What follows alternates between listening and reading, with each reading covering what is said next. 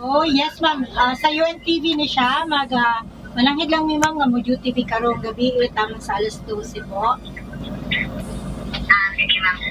Habang naka-standby ang UNTV News and Rescue ay tinawagan ito ng Butuan Operation Center upang maghatid ng isang pasyente sa bahay nito matapos ang isang araw na pagkakakonfine sa ospital.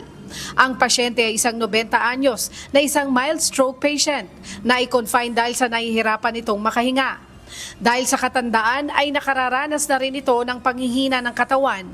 Nagdesisyon ng pamilya na iuwi na lamang ang lola at tinanggihan ng karagdagang medical procedures na gagawin sana sa matanda dahil sa kasalukuyang kondisyon nito. Tuwag ka nay. Kaduwag ka. Oo. Sa assessment naman ng team, sa matanda ay alerto ito ngunit dahil sa kahinaan ay hindi na kayang magsalita at kumilos kaya't maingat itong inasistihan upang mai-transport na maayos sa kanilang bahay sa Purok 4 Barangay Bitan-Agan, Butuan City. Habang nasa biyahe ay binabantayan ng team ang vital signs ng pasyente upang masiguro na stable ang kondisyon nito.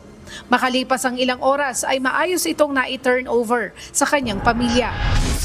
Sa Quezon City, tumawag ang Quezon City Disaster Risk Reduction and Management Office sa UNTV News and Rescue National Headquarters upang matulungan ang isang motorcycle rider na naaksidente sa Commonwealth Avenue, Quezon City.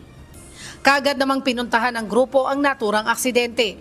Ayon sa biktima, binabagtas niya ang kahabaan ng Commonwealth Avenue nang hindi mapansin ang nakaharang na barrier sa madilim na parte ng kalsada. Tumama ang kanang bahagi ng kanyang katawan na nagdulot ng possible deformity sa kanyang kanang tuhod at mga gasgas. Kaagad naman itong nilapatan ng first aid ng UNTV News and Rescue sa pamamagitan ng paglagay ng splint sa kanyang injury. Ready to leap. Huwag na to. 1, 2, 3, up. Dinala ang 30 anyos na pasyente sa Diliman Doctors Hospital upang malapatan ng karagdagang atensyong medikal. Sa mga nangangailangan ng agarang tulong sa panahon ng aksidente o sakuna, maaaring makipag-ugnayan sa UNTV News and Rescue Hotline 8911-UNTV o 8911-8688. Leslie Widem, UNTV News and Rescue. Diyos ang aming sandigan, serbisyo publiko ang aming pinahalagahan.